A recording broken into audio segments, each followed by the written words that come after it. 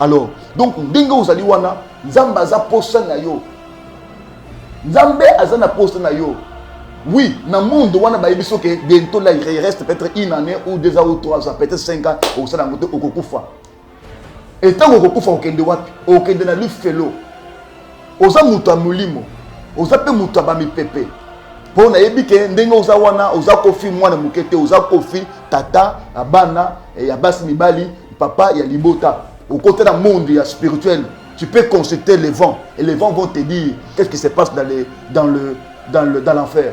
Dans l'enfer, papa kofi zabiska ko souhaiter te okota.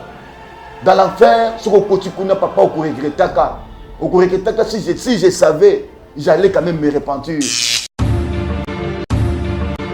Presque beaucoup de pasteurs Zoara Kofi Olomide Lokola, c'est un démon, c'est comme un féticheur. Même moi.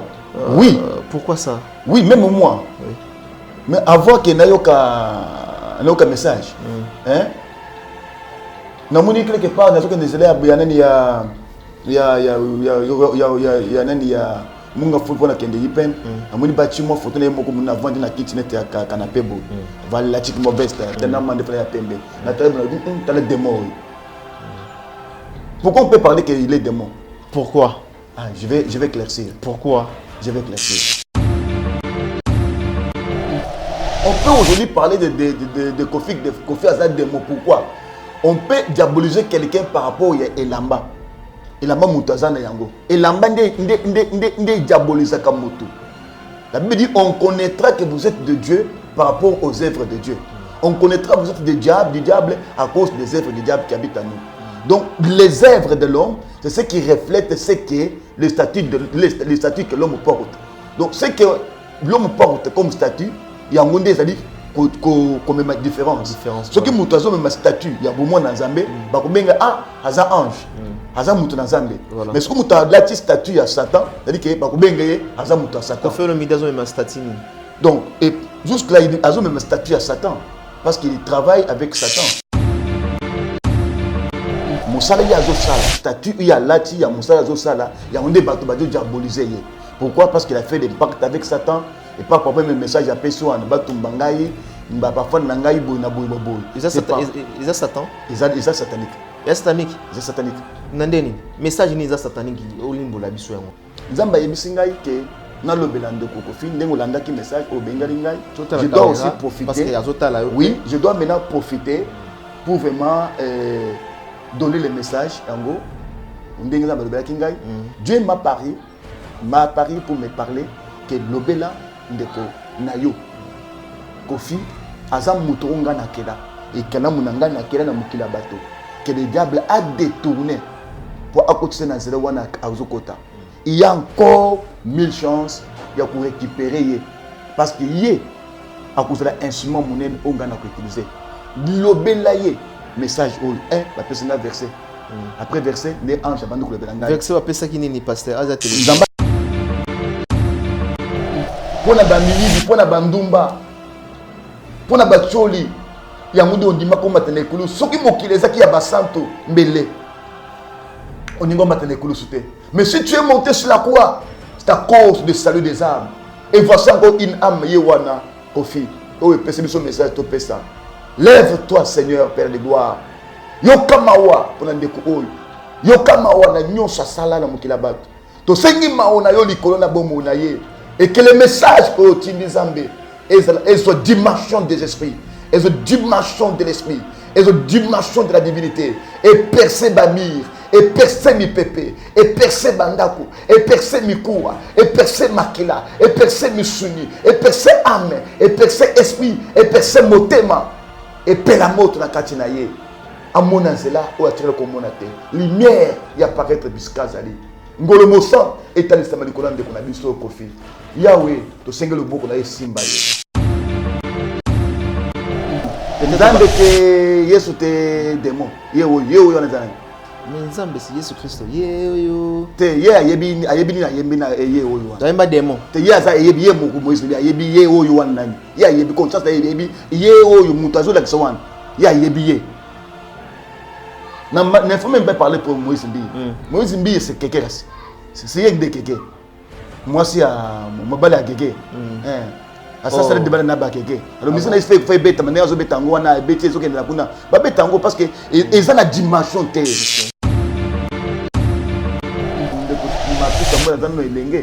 Attends, jeune papa, il n'a pas encore atteint 60 ans. Il est peut-être dans les 40, quelques 52, 53, dans le bal, Coco Bala sur moi sans problème. Mais avant qu'il abala, il faut se contrôler dans le bon. Avant condition que vous avez en fait. Donc pour n'aller avant qu'il abala, alukana précaution aussi. Voilà. Précaution ni bruit. Bon n'aille avant que matou, moi sinon sur la mokila bala n'aille matou a copié qu'on s'annonçait na mikolo pour que ne bala. Il faut pas ça combien de temps, c'est non, il faut jouer tant moulaï d'abord, papa. Makambo ya ibele bu ya boy ou bala moi ça kofi, ou bala moi ça kofi, misa kofi. Papa, écoute quand t'appelles l'autre. L'établissement Safe Choice General Trading. Nous sommes localisés à Dubaï et bien également à Kinshasa sur GB. Vous pouvez nous contacter sur l'adresse ci-dessous. Notre entreprise a le but de guider toutes les personnalités du monde entier, toute la diaspora, tous les Congolais qui désirent visiter Dubaï, qui désirent faire des achats à Dubaï sans pour autant voyager vers Dubaï, les achats sur commande, les achats de voitures, les achats de pièces de rechange. Nous sommes là pour vous guider.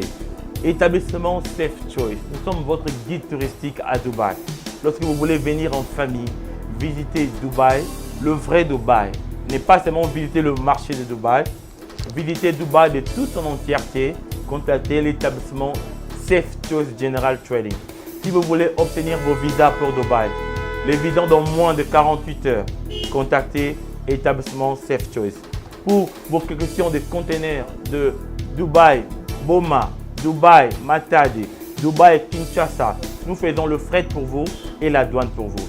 Nous sommes aussi votre guide si vous voulez investir à Dubaï, acheter des appartements, investissez en termes de projets de rentabilité, les projets de factibilité à Dubaï.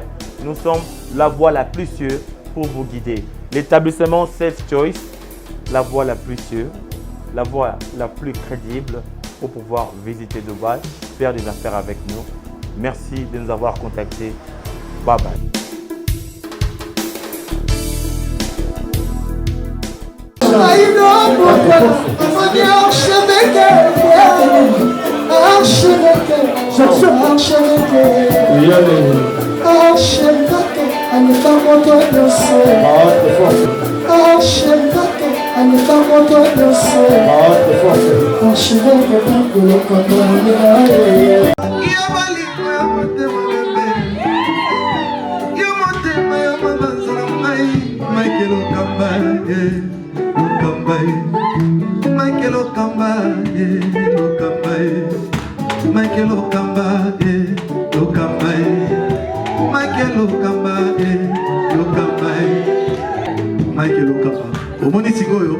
L'artiste, c'est l'improvisation.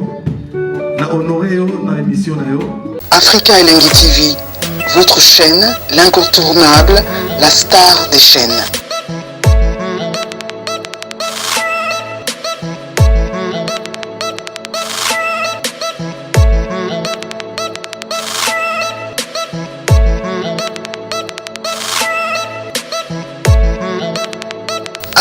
Africa Elengi TV, la magie de l'info.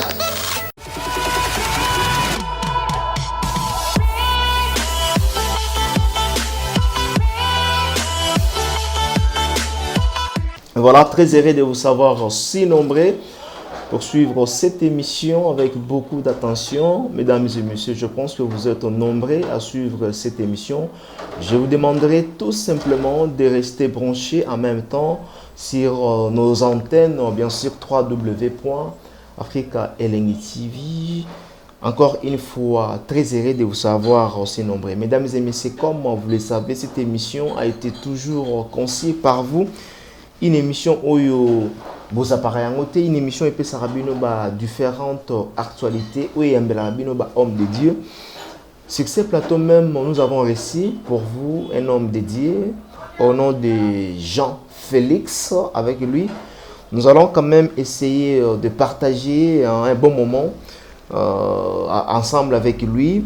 parce que amemeli biso lelo bilei amemeli biso lelo mateya ya kibonzambe a éclairci quand même corps du Christ où vous êtes à la biso un peu partout à travers les pays, à travers le monde. Bananzambe où vous êtes à la biso vraiment.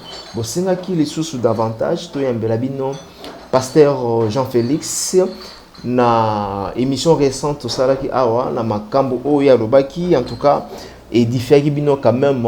Raison pour laquelle aujourd'hui nous avons voulu quand même Yakozongi Saye, na ba écran na bino, na ba tando.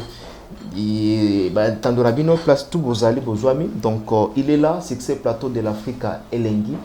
On dit déjà bonjour pasteur Jean-Félix. Bonjour. Bonne santé. Santé tous ensemble. Ok. Voilà, corps du Christ bazui déjà occasion ya comment na nanto yambi na le petos nini to solo là bas tout autour. Tout au long, il y a cette émission. Alors, avant de na vif ya masolo na biso. Oui, moi malbamoke na ko kolobela bana zambe nyos balandaka elenge Afrique elengi. Ezali kaka ke boza kaka branché toujours na kati ya chaîne oil parce que zo memela bino ko éclaircir bino ba matoma ya makambo zoleka ba actualité bezoleka ezala ya politique ezala ya makambo mboka ezala makambo eleka na ba église. C'est ici que besoin ka moi éclaircissement na ba point ko izuto misabino. Et autre chose que je peux dire que binyos ba na Nzambe bolanda ka chaîne oil vraiment bo tikala kaka attaché et pas na Nzambe parce que Dieu n'a jamais déçu, n'a jamais trahi, n'a jamais abandonné.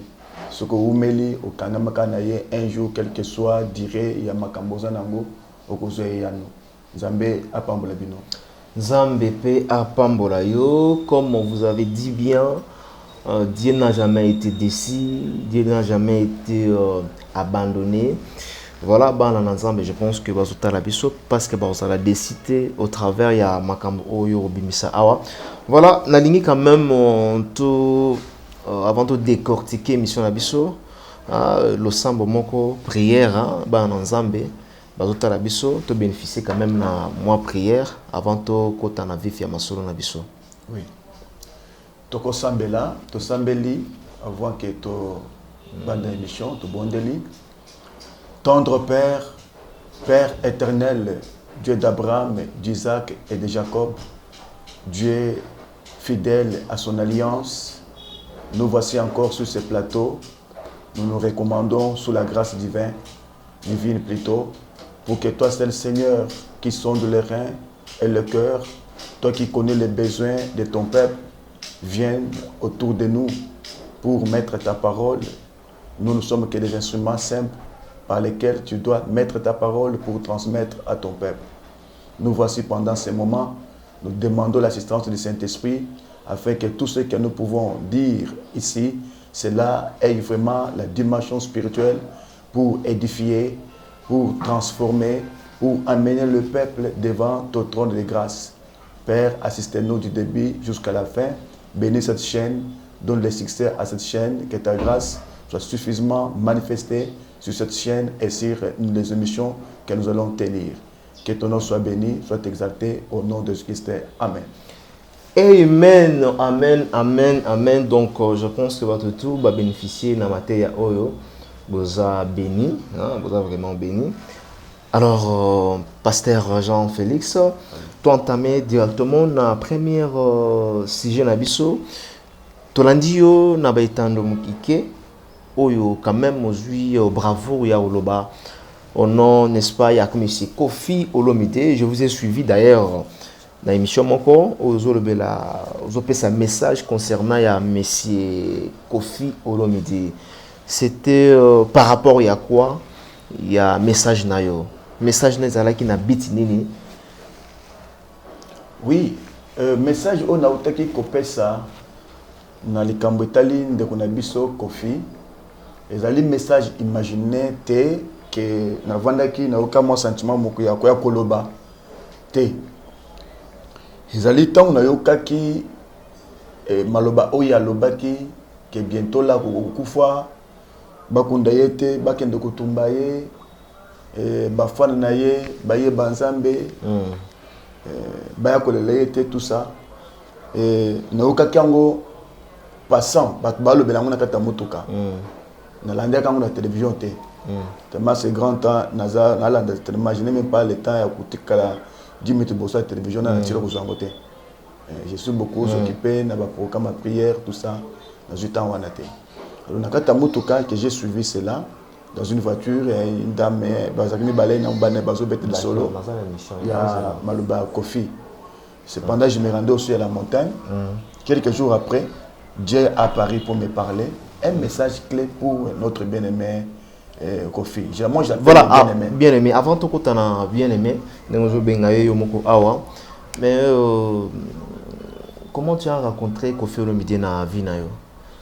On rencontrait comment oui ba ndengi nini na circonstance nini obina musique na ye bah si tu peux dire un grand fan hein, de la musique de Kofi Olomide également aussi toi tu t'en fais partie oui belaye comment oui vous savez avant de connaître Christ nous avons dans le monde OK pendant que nous avons dans le monde dans tous les qui lumière à Christ était on pouvait aussi danser Zaïko on pouvait danser Kofi on pouvait danser toutes les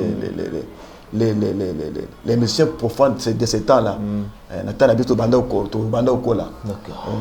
On pouvait aussi danser. Voilà. Je peux me rappeler que moi,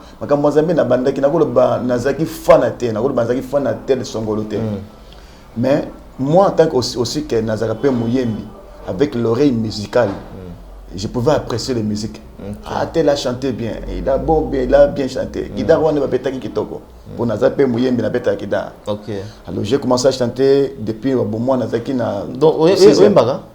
Ah d'accord. Nazaki na 6e des humanités, 6e primaire que j'ai commencé à chanter dans l'église Bonne Nouvelle. Je suis reconnu dans Bonne Nouvelle na Yembaka Makasi, to Yemba Bebetele, to Yemba église Ebele. Quelles sont des chansons où peut-être que vous kozongela yo Namutu ya Kofi Olomide à l'époque ça ba titre nini ba danse nini oyobina o kata makino tellement que tel cas jonga na bandaki makamwaza ba 13 ans que jusqu'à présent na koza na loko moko te na motu ya Kofi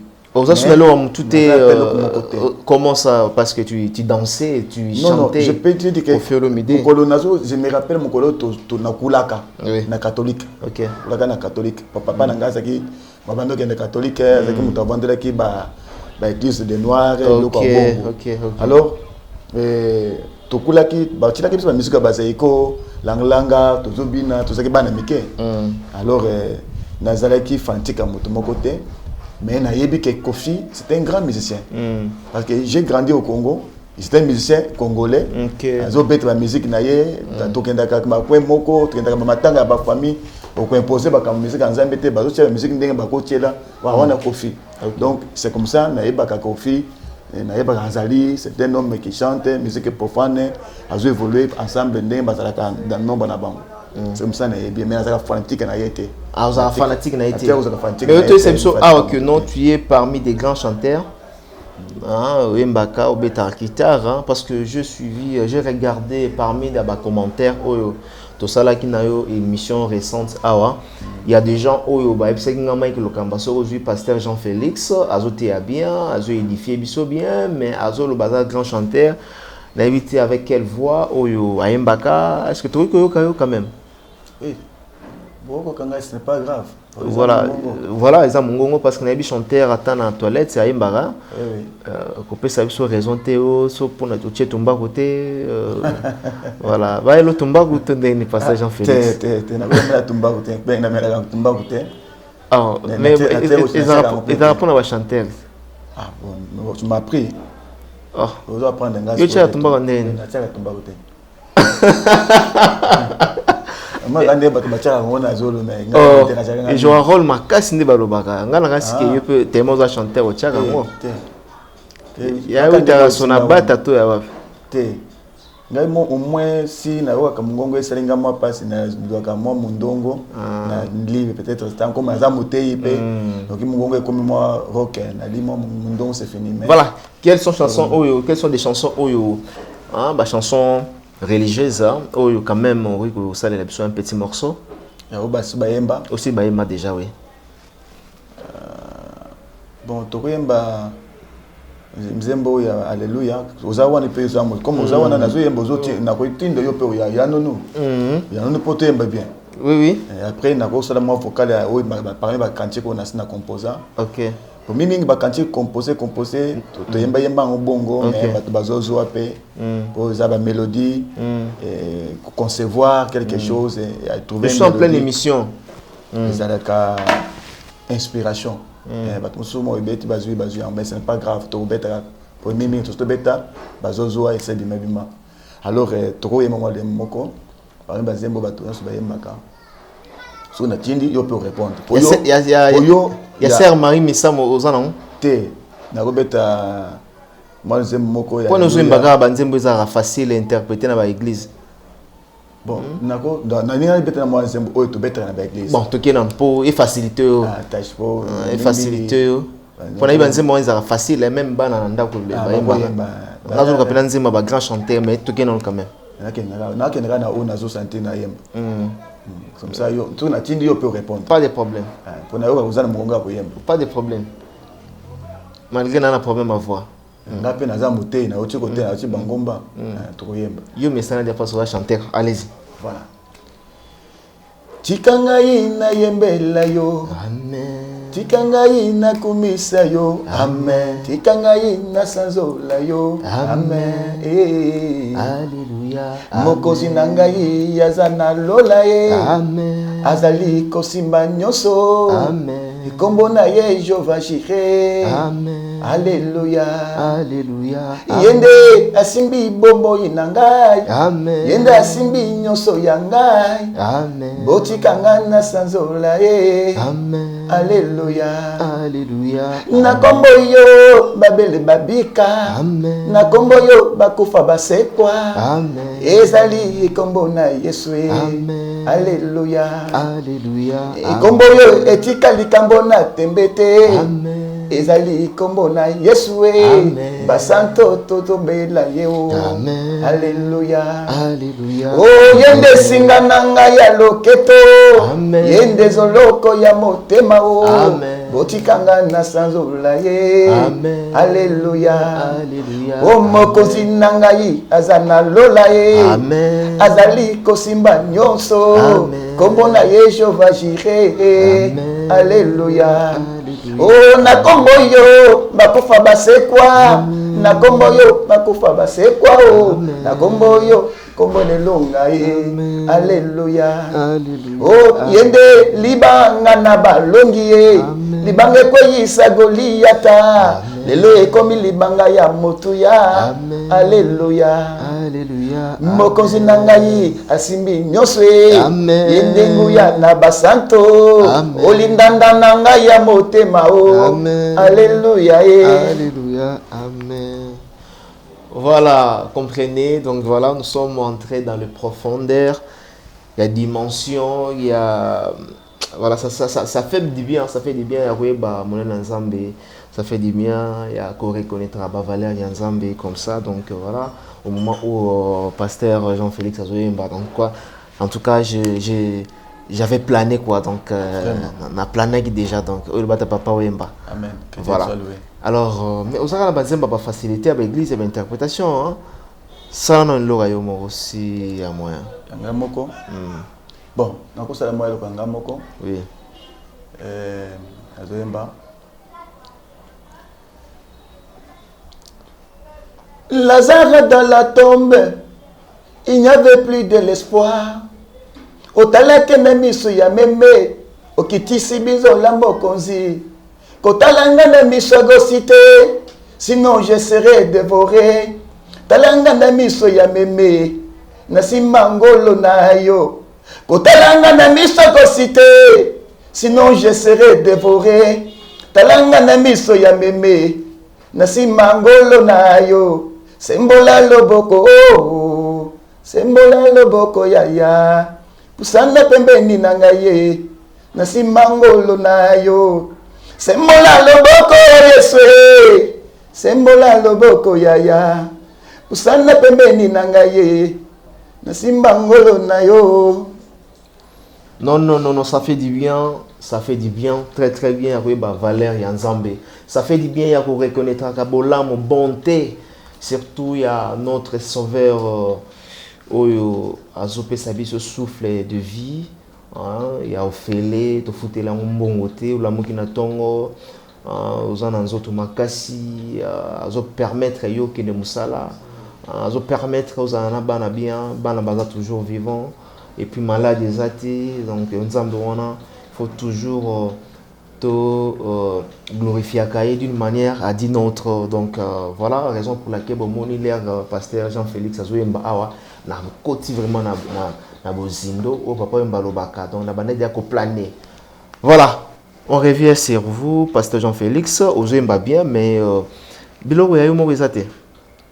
Oui, j'ai plusieurs cantiques composés, même au-delà de 40, 50 cantiques. Ah bon? Avec moi, tel que je suis là. Je peux pas 50 même cantiques composés qui sont là avec moi. Ok. Voilà, tout cas, yomoko, hein, parce qu'on a mon toujours interprété. Moi, même bébé à Koyemba, Banzembo, Zoyemba église. Ah oui. Oui, na Koyemba. Moi, c'est Moko, attends, moi, couplet Moko, le refrain nango. Ok. Lazare dans la tombe, il n'y avait plus de l'espoir. Otalake na miso ya meme, okitisi bizo la mokonzi. Kotalanga na miso agosite, sinon je serai dévoré. Talanga na miso ya meme, na simba ngolo na yo. Kotalanga na miso agosite, sinon je serai dévoré. Talanga na miso ya meme, na simba ngolo na yo. Sembola loboko, sembola loboko yaya. Pusana pembeni nangaye, na simba monene na yo. Sembola loboko yeswe, sembola loboko yaya. Pusana pembeni nangaye, na simba ngolo na yo. Kosala ngambo yete o, okende mosika te yaya. Nazali se mona na yo, okufela nga na ekulusu. Soki wachinga imakongo, nakokoma mitelengano. Soki yobwakisi nga yaya, nakokoma eloko zanga china. Pusana pembeni na ngai, kanisa musala usala. Kuna na ekulusu yaya, ukufaki po na ngai. Sembola loboko. Voilà, to symboli loboko nankolo. Voilà, pasteur Jean-Félix. Ndengo Zoyemba bo, yumo zomi Zoyemba tunde. Oui. Les appels à bateau déjà appris ça que oui bien. Oui, naïbi babo baïbi ngai baïbi que na zambo yembi. Na comme ça te naïbi na yemba la nzambe. Et moi on a persuadé ce Zoyemba que Zoyemba bien. Na yemba ka bien. Oh nazana kidara te so na simbi kidara awo ekoyinda. Ekoyinda lisusu. Yinda makasi. Oh boye yindi te so guitare yinda. So parce que kidara so comme to mu ko yemba bato balé. Moninga na kidara so beto kotoyo. Voilà, merci beaucoup. Le message est bien passé. Nous sommes avec Pasteur Jean-Félix, qui est le nôtre dans ces plateaux de l'Afrique LNG TV. Je pense que vous avez vraiment ébélé à Kolanda Bisso, petit à petit. Alors, Pasteur, je vous ai suivi. Tout le monde le même Kofi Olomide, je pense que voilà, tout le monde le bela, na kataki mamuke pour naïba. Ce que Yembaka, parce que le bar toujours, tu prétends être grand chanteur, et on a ligné quand même na yokayo. En même temps, déjà, tu as le blanc, il y a Kofi Olomide. Message n'est qui vraiment pour Nanini, ndenge bandai koloba. Oui, message nazoa qui est un message clé, nazoa qui a mon ngomba que Dieu m'avait parlé pour n'andekuna biso Kofi Olomide. Bien aimé Olobi Obenga.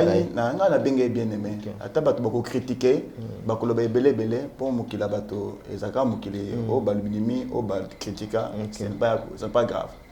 Donc Dieu m'avait apparu avec un message clé pour n'andekuna biso Kofi. Et il m'a parlé que donne un message au Ebisandeko.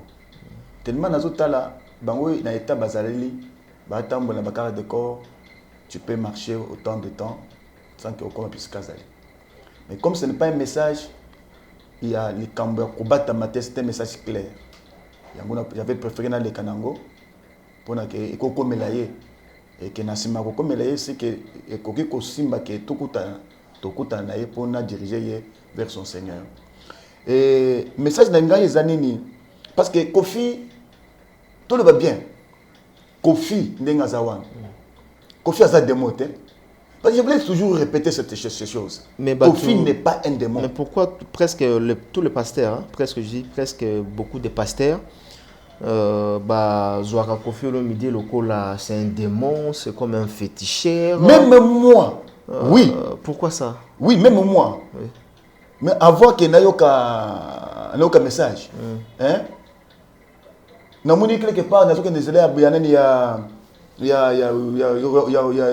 a munga football na kende yipen amuni bâtiment photo na moko muna vandi na kitchenette ya canapé bo vala la chic modeste tena mande fala ya pembe na tele na démon.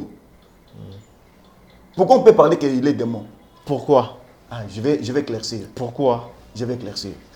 D'ailleurs, Kofi n'est pas un démon. Kofi n'est pas un démon. Kofi n'est pas un esprit. Kofi azali mutu nzambe akeli ekela muya mukeli. Elohim mutakela Kofi. Elohim mutakela ba werawan. Elohim mutakela ba edingwe. Elohim mutakela mukeli nde mukeli. Voilà biso tout toyebi mukeli na biso eza nzambe Elohim toyebi yango mais tozolo ba siko oyezala na kati na biso mais non nzambe akeli biso eza kati na biso pour évoquer edingwe pe donc voilà bato wakamo donc Kofi donc edingwe pas démonter ekela mu ya nzambe te ekela mto boiti edingwe kati na ye to kozo to liba asala ba démon atikala ko kela mutu na mukila batute. Donc l'homme n'est pas le ressemblance il y a démon non il y a Satan non. L'homme a mutaza ressemblance, il y a Elohim, le créateur. Il a tiré l'homme par son ombrage. Attirant mutna il lingi naye. Il lingi na nzambe nde mutu. Tant tozo mona mutu, to mona lingi. Yo personne na lingi. Il lingi ça dit ombrage, ombre ya mutu. Donc ombre ya nzambe nde mutu. Donc l'homme n'est pas l'image de Satan. L'homme n'est pas l'image des démons. L'homme n'est pas l'image de ceci c'est là non. Mais je sais quand est-ce qu'on peut dire, on peut diaboliser la personne. Quand est-ce que? Oui, je vais arriver là-bas. C'est-à-dire, Kofi, Azali, et Kela Munzamba Kela. Mbuma ya mwasi na mubali. Tata mama basangana babalana, basabandebala na bango babimisa mbuma, otozo mona na misabato Kofi. Kofi Azali, et Kela Munzamba Kali. Aza démonté, aza monstre te, aza esprit te, po aza moto. Nazo ploko ya ngai. Azobala mwasi ndinga pe nazobala ala fufu ndinga pe nazobala nazolia akenda kana mutuka na nzela ngapi ndepe nazokende nango. Vous voyez donc aza mutu. Mais on peut aujourd'hui parler de Kofi aza démon. Pourquoi? On peut diaboliser quelqu'un par rapport à Elamba. Elamba mutu aza na yango. Elamba nde diaboliser comme mutu. La Bible dit on connaîtra que vous êtes de Dieu par rapport aux œuvres de Dieu. On connaîtra que vous êtes du diable à cause des œuvres du diable qui habitent en nous. Donc, les œuvres de l'homme, c'est ce qui reflète ce qu'est le statut que l'homme porte. Donc, ce que l'homme porte comme statut, il y a un monde, c'est-à-dire qu'on met ma différence. Ce qui m'a dit, ma statut, il y a beaucoup de Nzambe, aza ange, aza mutu Nzambe. Mais ce que m'a dit, statut à Satan, c'est-à-dire que aza mutu à Satan. Donc, et jusque-là, il a même statut à Satan. Parce qu'il travaille avec Satan. Parce qu'il travaille dans les musiques mondaines. Moi, je pensais peut-être, et pas à l'exception, parmi les pasteurs autoyebi, tout le temps que bango bazo prétendre aux ala bango ba Christo, bango banzambe, ya ko sala banalise, ya ko loba ke ko faire le midi c'est un démon, ko faire le midi à côté dans le monde satanisme, mais non qui peut ayo confirmer que non, ko faire le midi dans la statue. Oh, il y a satanisme. Vous confirmez par rapport à quoi? Oui, et je l'ai confirmé, moi je l'ai confirmé par rapport à un message que nous avons fait. Donc, qu'est-ce qui se passe au juste? Kofi, Aza démonté, Aza expliqué, Aza moutanzo. Mais Aza statut. Mais Aza na statut. Il y a Moussala Zosala.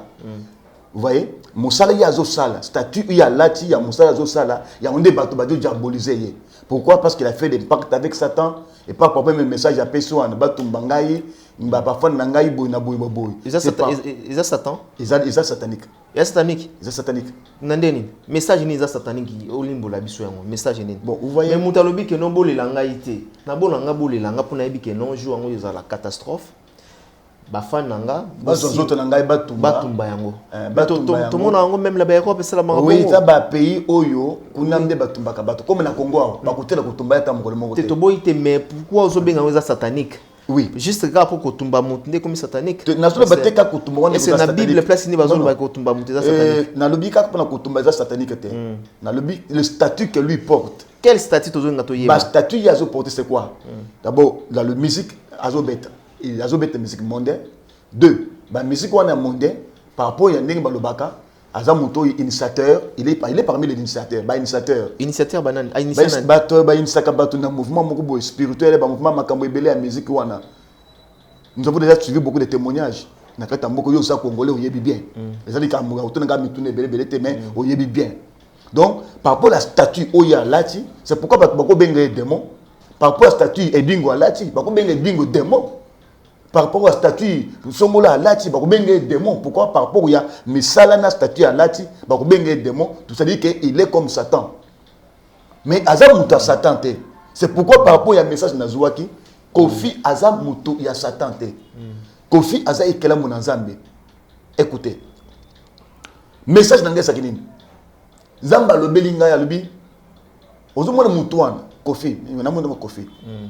Kofi, aux hommes, on a zali et qu'elle a munga na kela. Aza démonté, aza expliqué. Amutu ya mzotu ya makila. A botama, peut un jour, à Kokufa. Il n'est pas éternel, il n'est pas un esprit. Je l'ai connu avant la fondation du monde. Avant Yabima, à Yebanaka. Zamba Yebaka na de mutumo kombone, akula to kombo ya okenya mukila bato. Avec une mission aussi en Zambie. Mais tant qu'il y a un mokila batou, le diable l'a dévié. C'est quelqu'un que le diable a dévié. Le diable a dévié Kofi. Nanzela o c'est la kasara nanzambe, le diable a dévié à côté de monde wana. À côté de nyoso a sali nyoso mino boyebi. C'est-à-dire que azali mutu oyo nzamba tindene mokila batou avec une mission en Zambie. Mais mokili otoye, mokili est détourné et continue dans zela mususu. Et puis na déviation wana ya mokili, il a trouvé que c'est normal. Il y a kusala la satana, il y a kuma musique wana, il y a kusala nyonso. Mais là nyonso la musique wana. Mais c'est ça la musique au batangela ngona ina. Il y a musique batanga kayango. Mais voilà. Mais les branches est différent. Nous avons les branches chrétiennes et les branches profanes. Alors lui maintenant est dans les branches profanes. Les musiques et qui coupent le Saint-Esprit, coupent ce bon moïté. Les musiques qui coupent sa sensation. Différence ça lève sur différence wana. Musique où est ça bon moi, ils musique. C'est le cantique religieux, les cantiques musique oyo et yemana pour la Christ. Et yemana pour la couper le coup mais pas dans Zambie. Déjà pour adorer ils ont adoré, ils ont tenu comme pour adorer Zambie et tenu comme pour ayer Zambie et pour révéler le comment bazo yemba muto bazo bateri comme songolo wana. Ndenge de Patrice ayemba. Tant que yemba, ils ont maté mobimba. Azo te vie sociale ya bateau. Parce que nous sommes adorés Zambie. Donc il est là comme art oyo azo utilisé comme instrument évangélique. Bon ceux qui ne mutazo yemba pona mboka na ye. Mais c'est à dire que quand mutazo yemba pona mboka na ye. Alors quand tu quand na dimension ya mutazo yemba pona mboka na ye. C'est à dire que azo yemba makambo oyo ayemba ba. Maintenant ce sont des cantiques morales, des cantiques morales. Wana ce que to chona na nini. Bon, alors, il n'a pas chanté ça pour Dieu. Il a pour la Moukili. Il y a un contexte à Moukili. À se compatir na bato est. Oui, à se compatir na bato est. Peut-être à lobby na bato basa makambo na botika pour baza bande na bino. Il entre dans les trucs qu'on appelle les morales. À côté na morale. Na morale on a touché na branche ni profane toujours. Mais ça dépend maintenant na ndenge mutazo beta. Zo beta on est statut ni. Soit ça chrétien, il va couper on a ndenge qui chrétien. Soit ça azamu pakano. Akopeta on a ndenge qui pakano non. Ce n'est nazo mona nani na mona ka ba misiko ba beta ke dernièrement pa ya fera ya makambo mboka ayembi na ndenge kolela nani fera nan fere ce que fere. OK. Vous think ça comme ya artiste. Mais on a ebi na ebi ba comme ba ngote ndeko. Ah bon? Congo paysan, je ne peux pas. Ferra. Sur Ferra. Ferra et tout Ferra. Ah, Ferra, sur Ferra, sur Ferra, sur Ferra, sur le Félo. Voilà, c'est Ferra Gola, oui. Ah, sur Ferra. Ah, bon, c'est-à-dire que bon, comme on a bangoté, mais c'était un moment de la musique, on a besoin de musique, un moment à cœur. Bah, yembi, on a qui perd, nani, bah, bébé de Bayemba. C'est bon, on a bien. C'est bon. Et voilà. Voilà. Ayembi, Amawa, Lendi Sibat. C'est dans l'éthique, il y a morale. Comme on a une morale normale. Oui. Pour ne pas bâtir Makamba, Salawana, pour moi, tout ça, Bandeko. Mais Azobé Tango, morale avec un statut. Avec le statut satanique. Parce qu'il est dans le monde profane. Ce n'est pas poussé de l'esprit de Dieu qu'il chante, mais il est poussé dans l'esprit. Dans un monde chrétien, c'est-à-dire que aujourd'hui, on a la c'est ça, le statut, il y a musique chrétienne. Non, le statut de musique chrétienne, c'est quoi? Écoutez. Oui.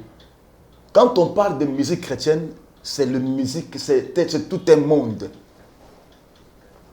Que Christ a dit, l'heure vient que les vrais adorateurs m'adoreront. Pas sur la montagne, mais sur quoi?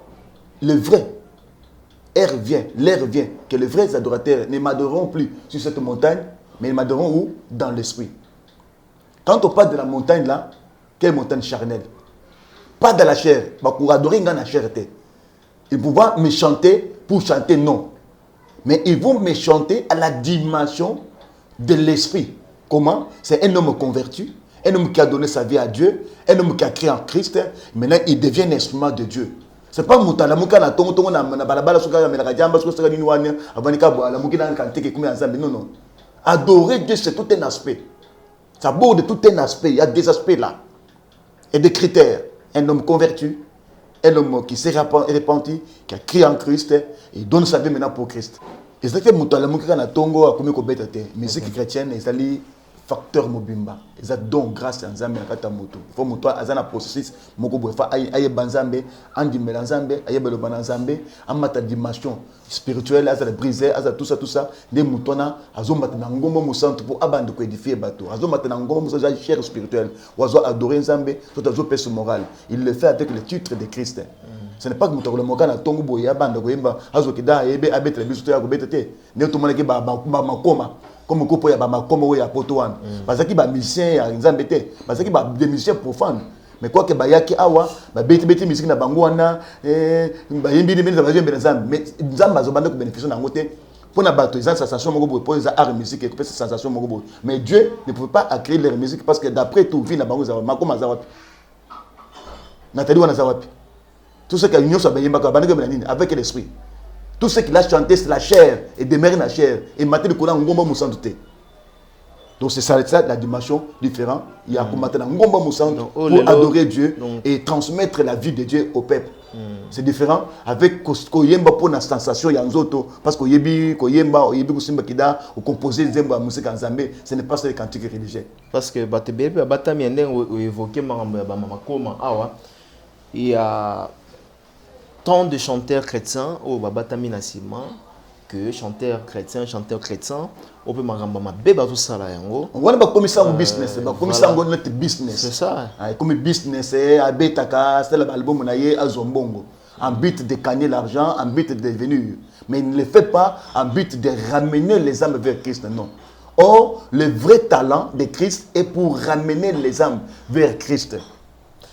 C'est ça. Voilà. Donc, selon yo, pasteur Jean-Félix, la musique dite profane, au Kofi Olomide Bazako s'est exercé, Fali, Weranson, Jibem Piana, Ferregola, Mamou National Tsalamwana, Inonsibi, Robin Omundi, Héritier Watanabe, et ça, musique oyo bango bazana la statue à diable toloba. Oui, baso betrango mokili. C'est business. D'abord, c'est un travail. Il faut un travail, un business pour gagner l'argent, pour devenir. Ce n'est pas un travail. Ils ne gagnent pas les âmes vers Christ. Ils n'amènent pas les âmes vers Christ. Ils chantent pour le Mogomona Bango, pour Bayebana. Ils ont tout un élar, ils ont Moussala. C'est un service. C'est un travail. Ils ont boulot. Beta. Ils ont boulot. Ils ont boulot.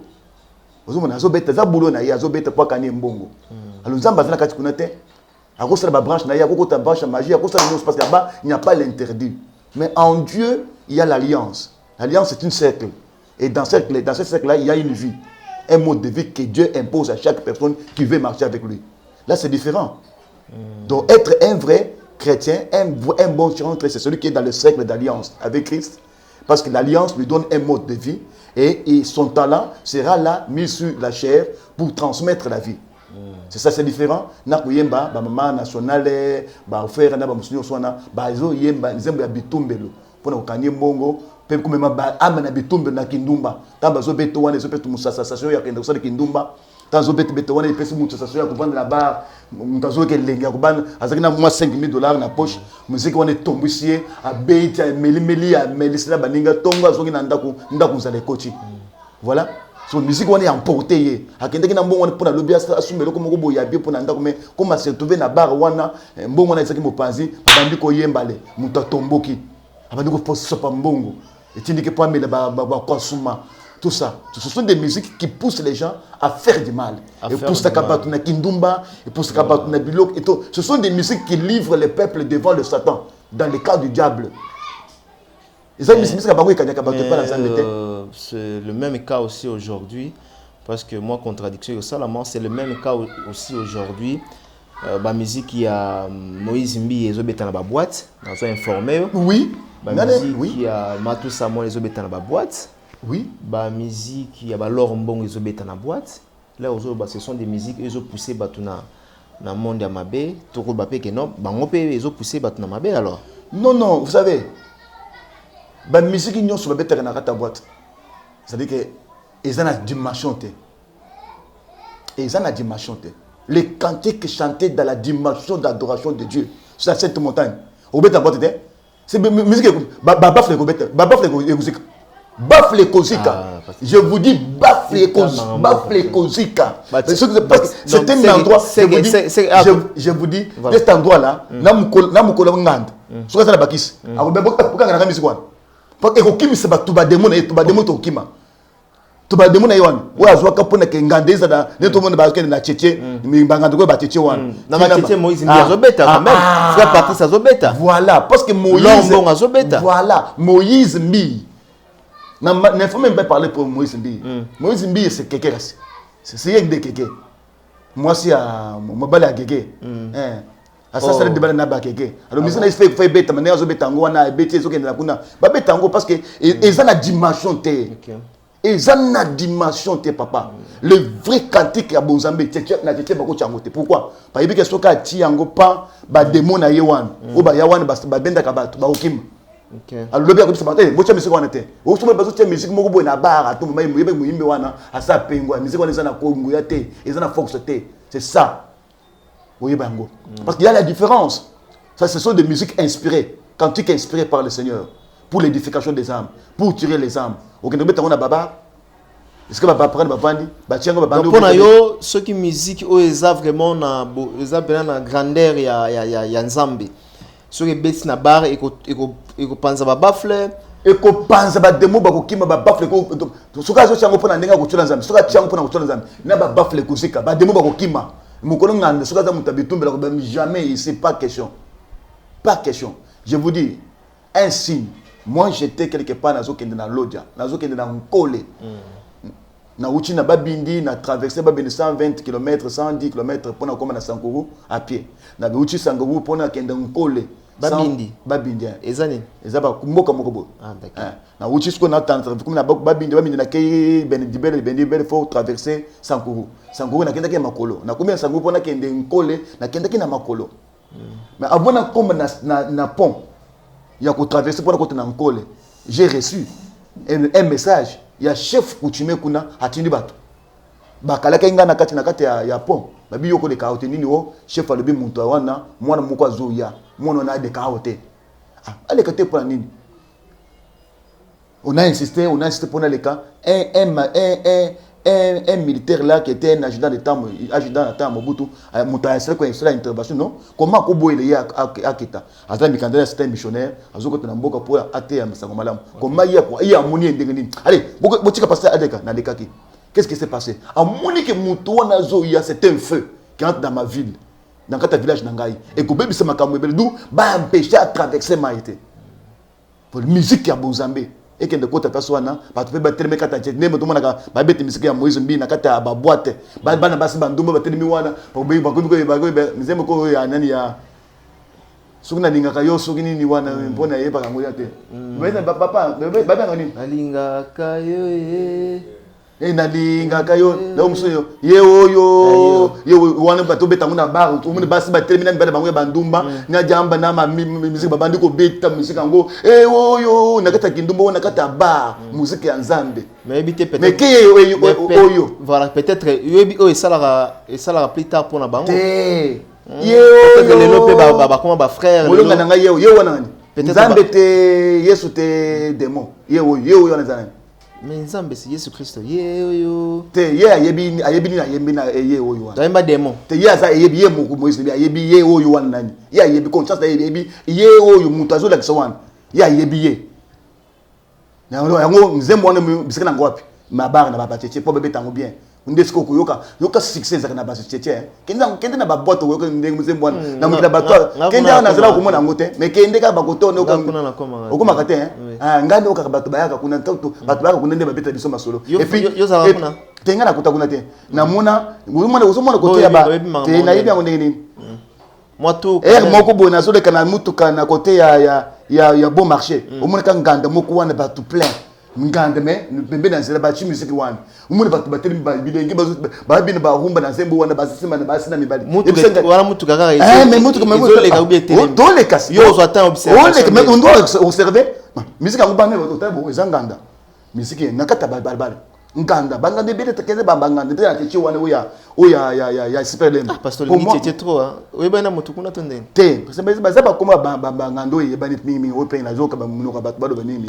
do we mina bangando ye bani mais kasi yango kasi bato bado bakato yo sozoka OK toujours le kana na niveau ya super lemba wana ukuti banganda moko eza wali minini wana ba kombisa ebele wana le kaka na ba samedi mais ba butu ata ba 20h 22h okande ba cha musique wana ba cha ba musique wana izo betu mo basi ba termina mibali ya Nzambe wana babandi ko beta na bazo basimbani na zo bazo nzemba ye ko bazo yemba ye oyo wana bazo yemba ye wana ko asime mo sana ye oyo oyo pe asime mo sana ya Nzambe to ya Nzambe ya lolo musique ebeta mapona ye ebeta mpasi wana sabademu bazo ki mukolo nganda Friday da est-ce que bien le mukolo nganda akolela parce que est-ce que ba réaction na bango peut-être le ba comment ba frère en Christ ba bongo ba se convertir ça toi revenir na moto na biso voilà to na mamba Kofi le midi likambo ya biso isa message ya Kofi marqué comme ça likambo ba yembi au convoquer ba yembi ya monde na yembi ya nani to pèse différence et ba mususu ba salango pona business ba mususu ba salango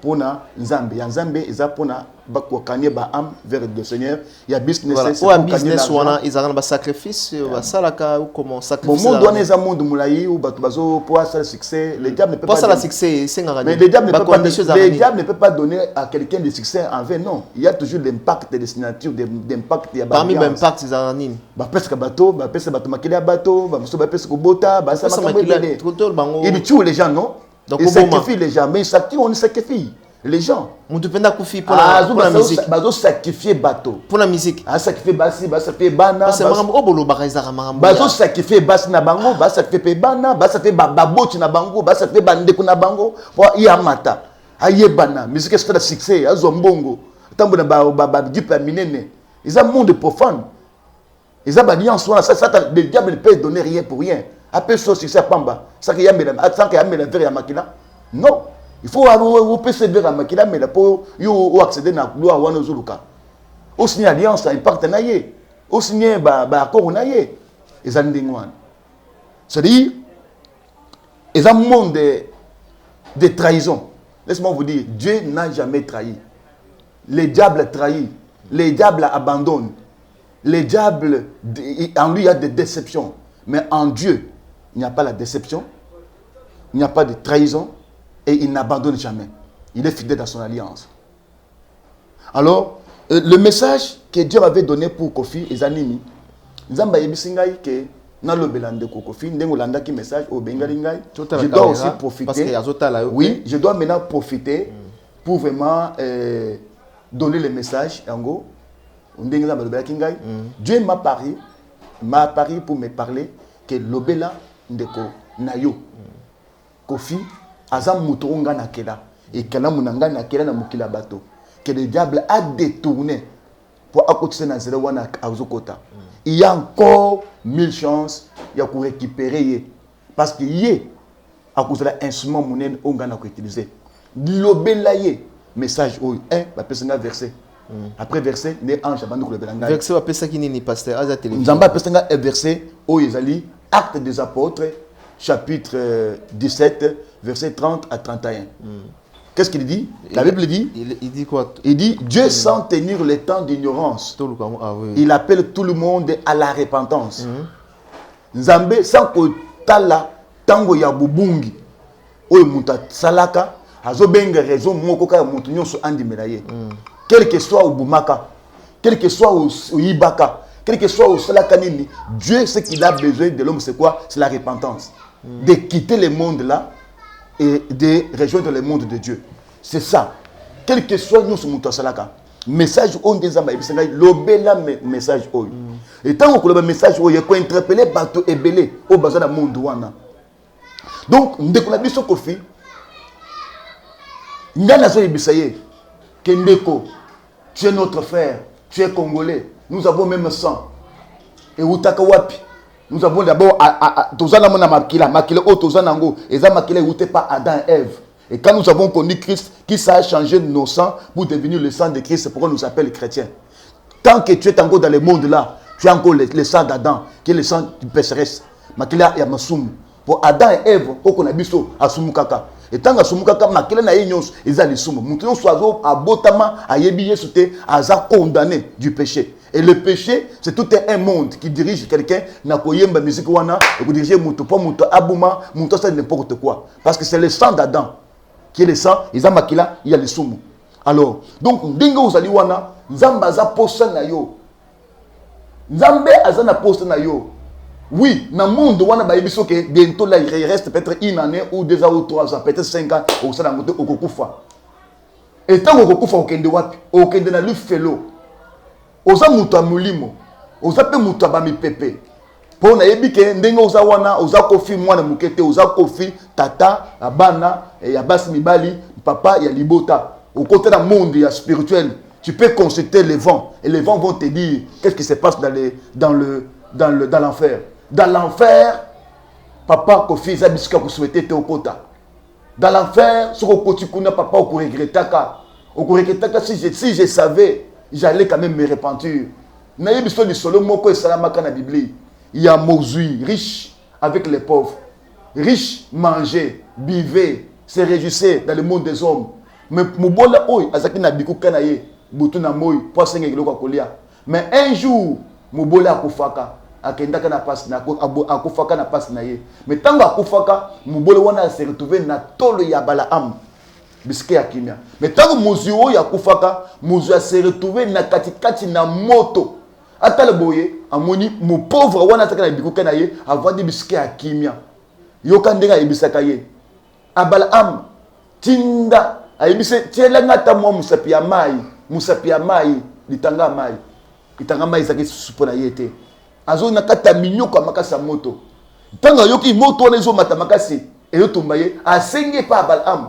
Bo batinda ta mutu moko azonga. Bazo sata mutu ye wana le pauvre là azonga na mukina batu attester bande kuna ye rubi bondi mata botinda mutu moko na bino azonga na mukina batu ebisa bande kuna ngai ba région de ngai biscoto awa eza pasi. Vous voyez? Donc ndeko na ngai côté wana so okei eza pasi makasi ndeko na biso Kofi. Na yebi ko salili Satan. Et le foot à Satan c'est quoi? C'est te tuer encore. Tu n'auras pas 80 ans sur la terre des hommes. Tu n'auras pas 75 ans sur la terre des hommes. 70 ans même tout ça dans côté. Pour au salelier, pour faire fin de compte, il faut avoir récupéré une amukila bateau. Ok, le message est là pour vous. Tu es notre bien-aimé. Okoki ko andir sur moté maté. Même si au Bumaka, même si au Salakanini, même si atamba lobi ke Kofi atandi bazo boza démon, kobengo démon par rapport ya statut yo lati.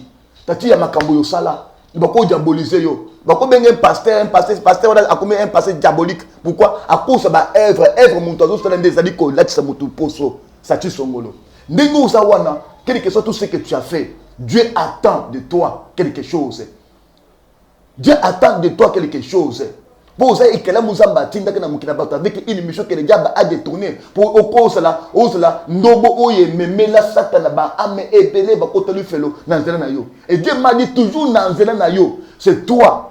Yondo Kosala, sur ce canal de récupération de plusieurs âmes. Au Bakoufa, au Bakotangunda, au Ibazana Bomoy, Bakotela récupérer. Plusieurs âmes seront récupérées par toi, toujours Nayo Mokwana. Tu seras un instrument puissant aux âmes à utiliser. Les seules choses, c'est quoi? N'ayez pas peur. Nous t'avons sauté. Attends, tout ça, tu as dit que ce qu'on a osé, Satan de Moukenayo, Satan a quel ayote. Marabout Moko a quel ayote. Mouto a émissayo a quel ayote. Si vous avez un banganga, moussou, si vous avez un banganga, moussou, bakufaka. Mais il y a un pour le nakufi. Et puis, vous avez un kayiwapi. Il est temps pour yo. Mukilo saleli mukili. Ni no kanina mukila batu. Mituka na mbongo. Ezala ngoli to mon côté parce que les jours bakukunda yo, bakunda na mutuka te. Ni diamate ni ngolu te. Ndako ekotika la batu na mukinde bakutika na ngo bande ko na bakosango. Ba bakuteka bateki, o ko basali na yango. Ngokende yo moko ba chipete veste c'est fini na kata tomba ka moi mabele muke. Banda ko so tonga na Congo na poto ekokenda kana le felote. Ekokenda kata l'unité. Yo moko de moto okende na ba œuvre na yo. Ekulu sa ba œuvre na yo ndokende ko présenter le bosso en Zambie. Dis-moi, quelles sont les œuvres que tu vas présenter le bosso en Zambie? Pendant que Zambie mukena yo aza bosenga na yo. Ndeko nanga ikofi. N'endurcis pas ton cœur. La Bible dit, Dieu sans tenir le temps d'ignorance, il appelle tout le monde à la repentance. Dieu sans tenir le temps de ton ignorance, Yakobuma, Yakosala, attends ce qu'on sala kanini, Dali Dazubiso, attends ce qu'on la bassi à battu 10 000, attends ce qu'on bébé ça va battu 10 millions, attends ce qu'on peut ça battu 15 milliards ya bateau. Nzambe aza capable ya kolimbisa yo, pour azo compter yango te. So kaka ozu mokam na tongwao, nazo ebisa yo. Tango ozu soka mokam na makambo nazo ebisa yo. Nzambe a tourner page ya makambo sosalaki pe a récupérer yo comme un instrument na maboko na ye. Mutoko sote ekokokufa bongo.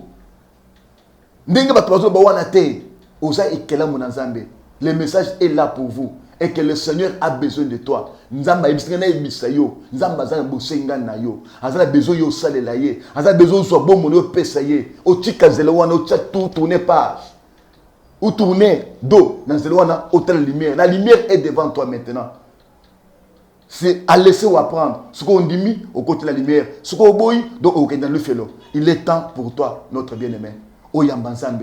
Dieu sait tenir le temps d'ignorance. Azana bosenga yo oye banzam. Azana bosenga yo ya pembeni na ye. Azana bosenga yo okoma. Et laisse-moi te dire, okozwa gloire oyo tikala kozwa te. Yo zimo le osali gloire. Nous yo osali na gloire te. Nzamba commémorer une dimension moko inattendue dans le monde des hommes. Les quatre coins ya monde ekoye ekomona yo. Biska ba trokoki ko ya moyo te ba koyamba yo. Tu seras un instrument de récupération de beaucoup des âmes qui sont perdues. Est-ce que nous avons préserver pour les âmes mounene de Konangaï, Papa Kofi, aux Ali, âge à grand frère Nangaï, aux âge, il y a grand frère Nangaï, peut-être dans des botanga, aux atamuta 5e ou 6e, tata maman à Botanga, aux Ali Gaya Nanga, Nala Konimate au Kufa Bongo. Yoka message oyo nzamba za bosenga na yo. Il est temps. Mona voir makasi avai ozanangwa kitoko wana. Nzamba zo réclamer au foyer kende ko yembela ye. Mungongo na yo wana nzamba zo réclamer ngo po iteme na pujumu eloba masango malamu. Répands-toi.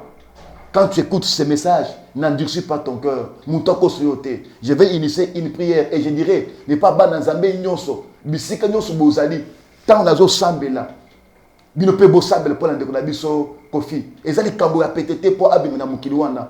C'est par ta prière nzamba kosunga ye. Pierre est sorti de la prison à cause de la prière ya basanto.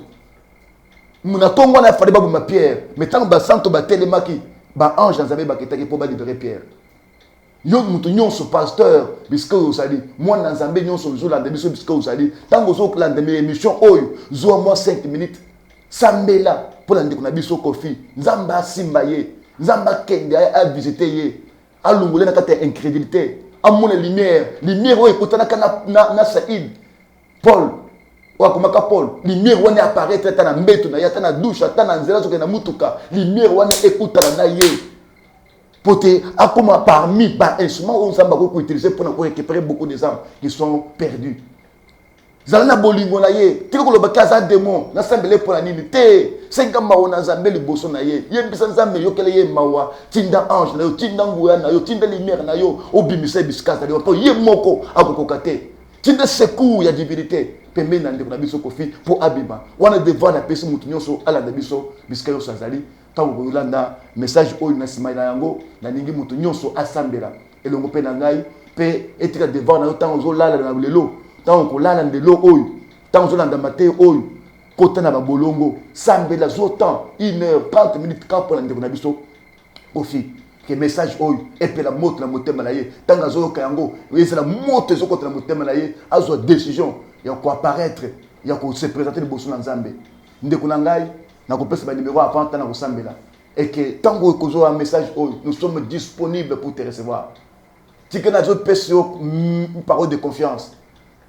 Ba démon ba koseote oko pousse na temps à 5 mètres te nangana ba esprit wan je t'assure tous les esprits aux nangwan ba numéro aux nanglan eza to ba petit numéro na benga to ba petit numéro moko boy pour moi j'ai un numéro qu'on ne peut jamais compter.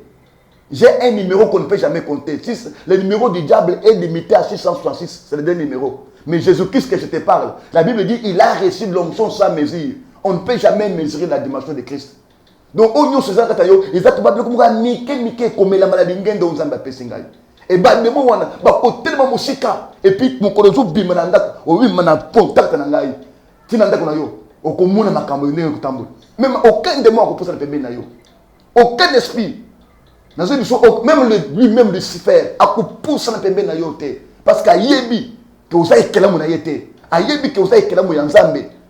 Ayaki koyiba yo mais ce que mokel na yo azabo senga na yo po ya ndeko na ngai motema na ngai ça na passe motema na ngai ça na passe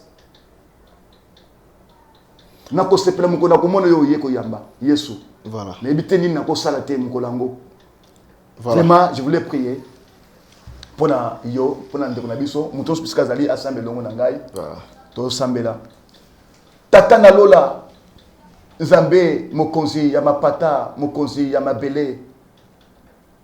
On dit ma, koko fane kulusu, pona basan touté.